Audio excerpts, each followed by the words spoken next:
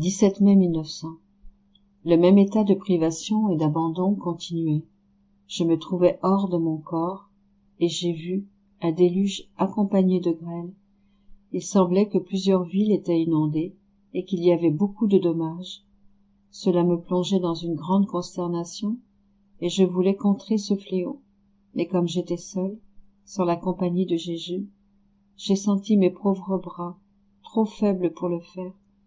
Puis, à ma grande surprise, j'ai vu une vierge venir. Il me sembla qu'elle était d'Amérique. Elle, de son côté et moi de l'autre, nous réussissions à contrer en grande partie ce fléau. Par la suite, quand nous nous sommes rejointes, j'ai remarqué que cette vierge portait les signes de la passion. Elle portait une couronne d'épines comme moi. Puis un être ressemblant à un ange dit « Ô puissance des âmes victimes, ce que nous les anges sommes incapables de faire, elles peuvent le faire par leur souffrance. Oh, si les hommes savaient seulement le bien qui vient de ces âmes, le bien privé autant que le bien public, ils s'affaireraient à implorer Dieu pour que ces âmes se multiplient sur la terre. » Après cela, nous étant recommandés l'une l'autre au Seigneur, nous nous sommes quittés. 17 mai 1925. Autre façon pour Louisa de se fusionner dans la divine volonté. Après que le confesseur eut lu ce que j'ai écrit précédemment concernant ma façon de me fusionner dans la divine volonté, il ne fut pas satisfait et exigea que je continue d'écrire sur le sujet. Par obéissance et par crainte que mon Jésus puisse être le moindrement mécontent, je poursuis mon propos. Parfois, lorsque je me fusionne dans la suprême volonté et que cet immense vide devient présent à mon esprit, la petite fille poursuit ses tournées, et s'élevant très haut, elle s'applique à remercier Dieu pour tout l'amour qu'il témoigne à toutes ses créatures. Elle veut l'honorer en tant que créateur de toutes choses. Ainsi, elle se promène parmi les étoiles, et sur chaque scintillement de lumière, elle imprime un « je t'aime » et un « gloire à mon Créateur ». Dans chaque rayon de soleil qui descend sur la terre, « je t'aime » et « gloire ». Dans l'immensité des cieux, à chaque distance d'un pas, « je t'aime » et « gloire ». Dans les gazouillis d'oiseaux, les mouvements de leurs ailes, « amour » et « gloire à mon Créateur ». Dans les brins d'herbe émergeant du sol, dans les fleurs qui éclosent et leurs parfums qui montent, amour et gloire. Sur les sommets des montagnes et dans les vallées, amour et gloire. Elle rejoint chaque cœur des créatures, comme si elle voulait s'y enfermer, et en chacun elle proclame « je t'aime » et gloire à mon Créateur. Je voudrais que d'un seul cri, d'une seule volonté et d'une seule harmonie, toutes les choses disent gloire et amour à mon Créateur. Ensuite, comme si elle avait tout réuni, afin que toute chose offre un retour d'amour à Dieu et lui rende gloire pour tout ce qu'il a réalisé dans la création, elle s'amène à son trône et lui dit « Ô suprême majesté et créateur de toutes choses, cette petite enfant vient dans tes bras pour te dire que toute la création, au nom de toutes les créatures, te rend un retour d'amour et une juste gloire pour tant de choses que tu as créées par amour pour tous. Dans ta volonté, elle circule partout, dans cet immense vide, pour que toutes les choses te glorifient, t'aiment et te bénissent. Et puisqu'elle a harmonisé l'amour entre le Créateur et la créature, amour rompu par la volonté humaine, et la gloire que tous te doivent, fais descendre sur ta terre ta volonté, afin qu'elle renforce toutes les relations entre le Créateur et la créature. De cette façon, toutes les choses reviendront à l'ordre premier établi par toi. Agis vite, ne tarde plus. Ne vois-tu pas à quel point la terre est corrompue? Seule ta volonté connue et régnante, peut arrêter cette débâcle et tout sécuriser. Ensuite, ayant le sentiment que sa mission n'est pas terminée, elle descend plus bas, dans l'immense vide, afin de remercier Jésus pour l'œuvre de la rédemption. Comme si elle y trouvait en acte tout ce qu'il a réalisé, elle lui offre ses remerciements au nom de tous, en remplacement de tous les actes que les créatures auraient dû lui offrir en l'attendant et en le recevant sur la terre. Puis, Comme si elle voulait se transformer totalement en amour pour Jésus, elle dit « Jésus, je t'aime dans ton acte de descente du ciel. J'imprime mon « je t'aime » dans l'acte par lequel tu as été conçu. Je t'aime dans la première goutte de sang qui a été formée dans ton humanité. Je t'aime dans ton premier battement de cœur, afin que tous tes battements de cœur soient marqués de mes je t'aime. Je t'aime dans ta première respiration. Je t'aime dans tes premières souffrances. Je t'aime dans les premières larmes que tu as versées dans le sein de ta maman. Je veux accompagner de mes je t'aime tes prières, tes réparations et tes offrandes. Je veux sceller chaque instant de ta vie avec mes je t'aime. Je t'aime dans l'acte de ta naissance. Je t'aime dans le froid dont tu as souffert. Je t'aime dans chaque goutte de lait reçue du sein de ta maman. Je veux remplir de mes je t'aime les langes avec lesquels ta maman t'a emmailloté. Je dépose mon je t'aime sur le sol où ta chère maman t'a délicatement déposé dans la mangeoire, où tes tendres membres ont ressenti la rugosité de la paille, et plus que celle-ci, la rugosité des cœurs. J'imprime un je t'aime sur chacun de tes vagissements, chacune de tes larmes et de tes peines de nouveau-né. Je fais couler mes je t'aime dans tous tes contacts et toutes tes relations d'amour avec ta maman, dans les mots que tu as prononcés, la nourriture que tu as mangée, les pas que tu as faits, l'eau que tu as bu, les travaux que tu as effectués de tes mains, les actes que tu as posés dans ta vie cachée. Je scelle mes je t'aime dans chacun de tes actes intérieurs et chacune des peines que tu as endurées. Je dépose mes je t'aime sur les chemins que tu as parcourus, dans l'air que tu as respiré, dans toutes les prédications que tu as faites durant ta vie publique. Mes je t'aime coulent dans les miracles que tu as accomplis et les sacrements que tu as institués.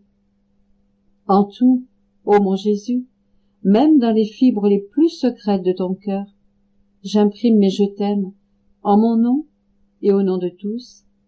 Ta volonté me rend toute chose présente, et je ne veux rien quitter sans que mes je t'aime n'y soient imprimés. Ta petite fille de ta volonté sent le besoin, s'il n'y a plus rien d'autre qu'elle puisse faire pour toi, de t'inviter à placer au moins un petit je t'aime pour nous dans tout ce que tu as fait pour moi et pour tous. Mes je t'aime te suivent dans toutes les souffrances de ta passion, dans tous les crachats, les mépris, les insultes qu'ils t'ont infligés.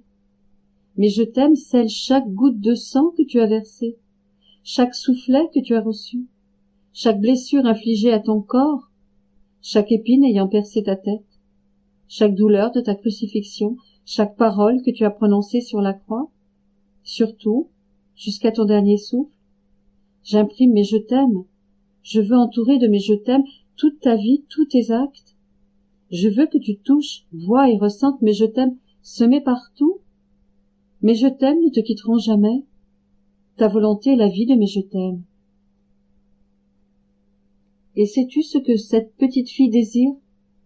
Que la divine volonté que tu aimes tant et que tu fis durant toute ta vie sur la terre se fasse connaître de toutes les créatures, afin que toutes l'aiment et l'accomplissent sur la terre comme au ciel.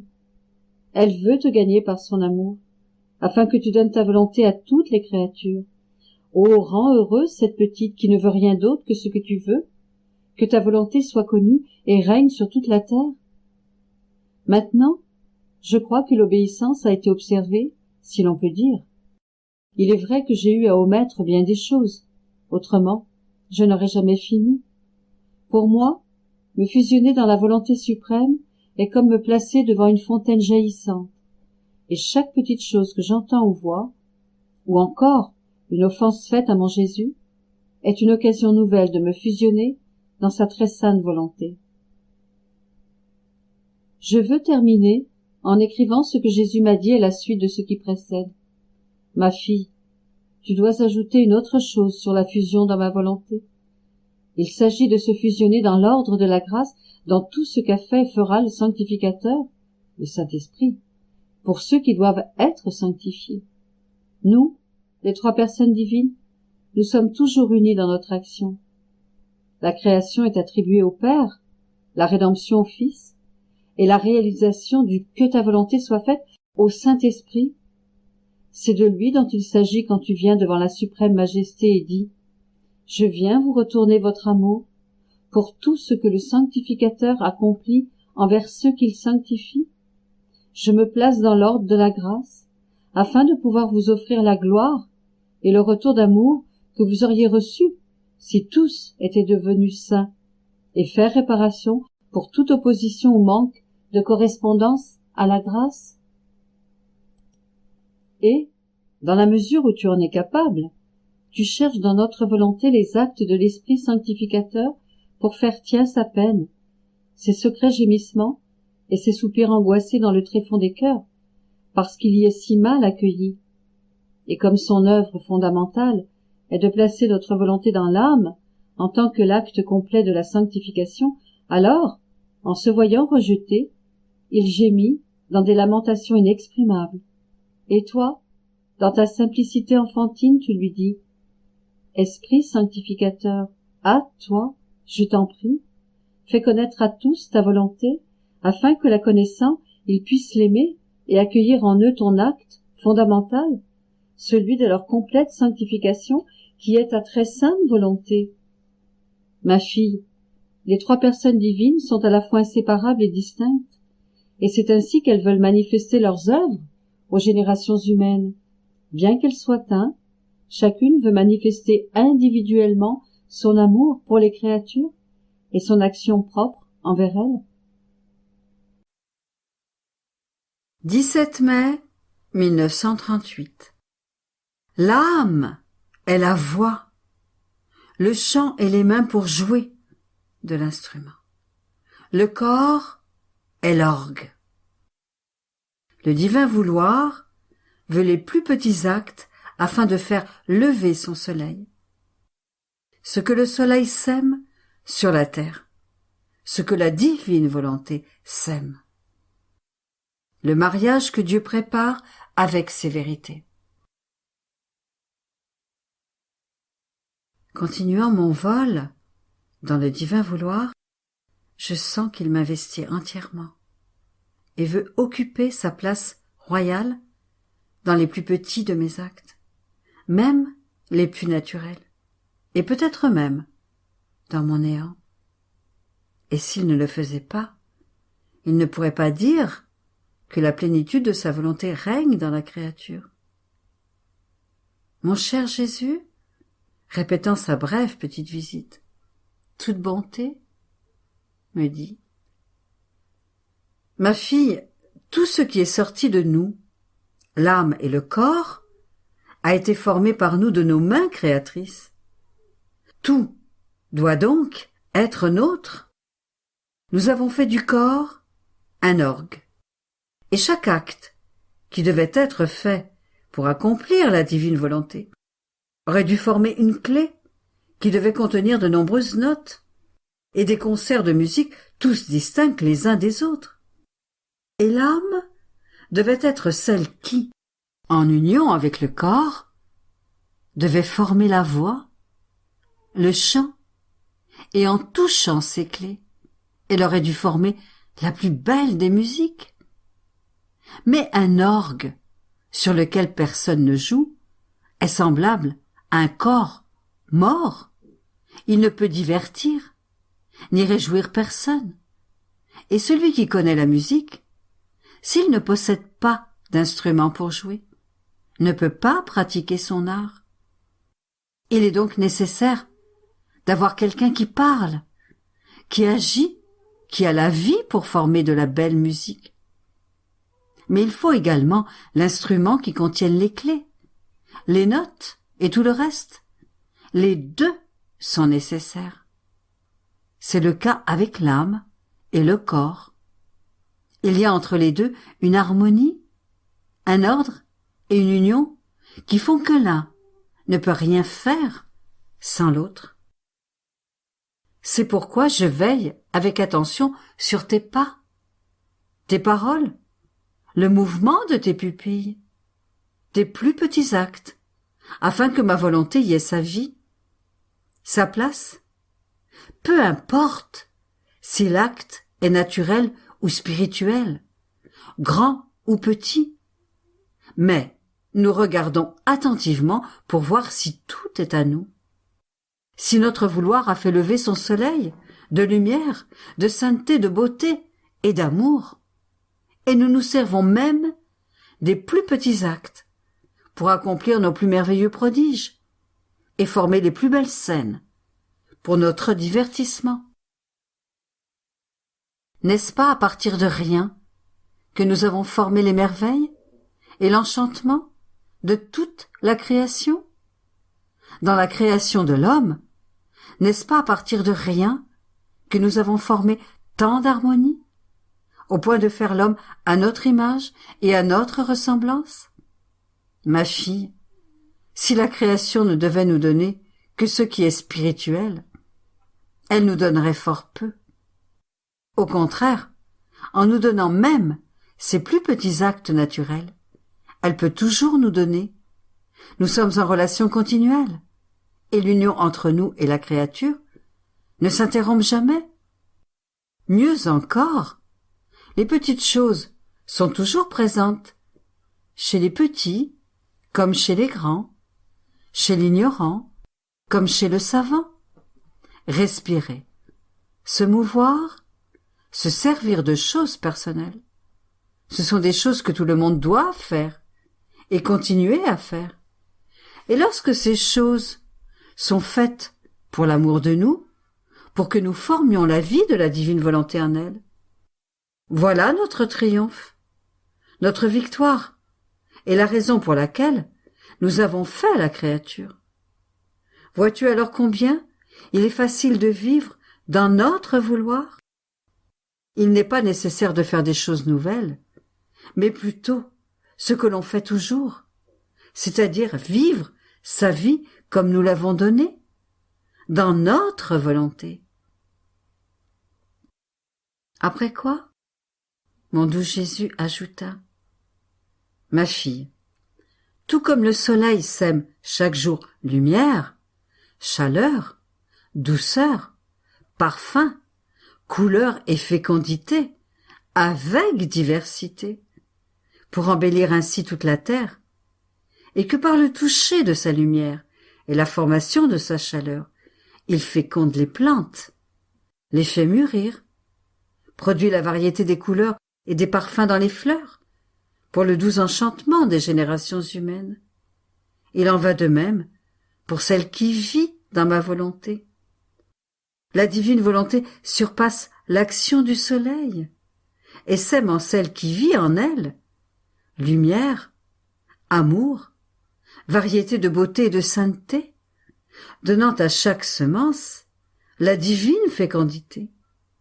Et, comme il est beau de voir cette créature embellie, fécondée par notre divine semence, la beauté de cette créature est extraordinaire, au point de faire l'enchantement de nos pupilles divines.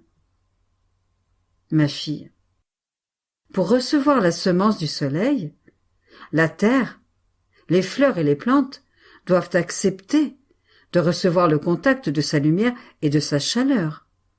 Sinon, le soleil restera dans les hauteurs de sa sphère, sans pouvoir agir sur la terre qui sera stérile, sans fécondité, ni beauté, car pour donner et recevoir un bien, il est nécessaire d'avoir une union, un accord de part et d'autre, sans quoi il est impossible à l'un de donner et à l'autre de recevoir. De la même manière, l'âme, pour recevoir la semence de ma volonté, doit vivre en elle.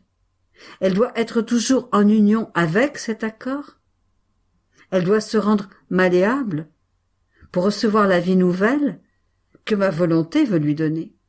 Sinon, ma volonté fait comme le soleil. Elle ne sème pas, et la créature demeure stérile, sans beauté, dans l'obscurité de sa volonté humaine. C'est pourquoi je veux que l'âme vive dans mon vouloir, non seulement pour que je puisse semer, mais afin que ma semence ne soit pas perdue. Je me fais cultivateur, afin de produire les plus grandes variétés de beauté. Puis, il ajouta, avec encore plus de tendresse, « Ma bonne fille, mon amour veut toujours se lier davantage à la créature, et plus il manifeste de vérité sur ma volonté, plus je crée de liens d'union entre Dieu et la créature, et en manifestant ces vérités, mon amour prépare le mariage entre Dieu et l'âme, et plus il manifeste, plus le mariage sera célébré avec pompe et luxe. Veux-tu savoir quelque chose? Mes vérités serviront de dot pour pouvoir te marier à Dieu. Elles feront connaître à l'âme qui est celui qui s'abaisse et dont l'amour l'amène au point de vouloir s'unir à l'âme par les liens du mariage. Mes vérités touchent et retouchent la créature. Elles la façonnent, forment en elle la vie nouvelle et restaurent et embellissent en elle notre image et notre ressemblance, comme lorsque nous l'avons créée, et elles impriment sur elle le baiser divin d'union inséparable. Une seule de nos vérités peut former une mère de prodiges et de création divine en celle qui a le bonheur de l'écouter. Une seule de nos vérités peut changer un monde en le faisant passer de la perversité au bien et à la sainteté, parce que cette vérité est une vie qui vient de nous pour être manifestée pour le bien de tous. C'est un nouveau soleil que nous faisons se lever dans les intelligences créées et qui, par sa lumière et sa chaleur, se fera connaître pour transformer en lumière et en chaleur celle qui possède le bien de l'écouter. C'est pourquoi cacher une vérité que nous voulons, avec tant d'amour, faire sortir de notre sein paternel, est le plus grand des crimes et prive les générations humaines du plus grand des biens.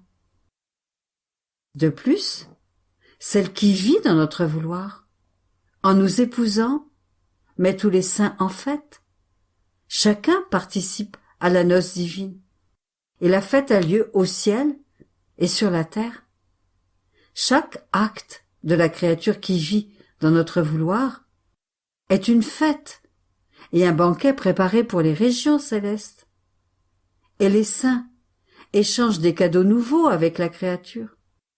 Et ils implorent Dieu de lui manifester d'autres vérités, afin d'agrandir toujours davantage les limites de la dot laissée par Dieu à cette créature.